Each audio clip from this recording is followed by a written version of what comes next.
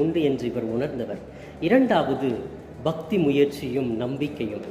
இந்த மகதலா மரியாவுக்கு பக்தி அதிகமாக இருந்தது. அந்த பக்தியினுடைய வெளிப்பாடு தான் இயேசு மீது நம்பிக்கை வைத்தார். மற்ற சீடர்கள் பயந்திருக்கும் பொழுது கூட நம்பிக்கையோடு இயேசு உயிர்த்து விட்டார் என்று தேடி செல்லுகிறார்கள். பார்த்தீங்களா, அந்த அளவுக்கு நம்பிக்கை இவர்களுக்கு அதிகமாக இருந்தது.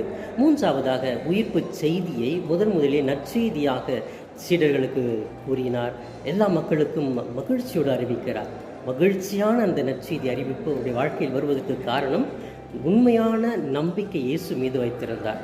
எனவே இந்த மகதலா மரியாளை போன்று நாமும் நம்முடைய வாழ்க்கையில் எனக்கும் மீட்பும் அருளும் கடவுளிடத்திலிருந்து வரும் என்று நம்பிக்கையோடு இருக்க வேண்டும். இரண்டாவது, பக்தி முயற்சிகளினால் நமது நம்பிக்கையை வலுவூட்ட வேண்டும். மூன்றாவது, இந்த இயேசுவை நற்செய்தி பணியாக எனது வாழ்வில் இருந்து மற்றவர்களுக்கு இயேசுவை நான் அறிவிக்க வேண்டும் என்று வாஞ்சையோடு நல்ல கிறிஸ்தவர்களாக வாழ முயற்சிக்கலாம்.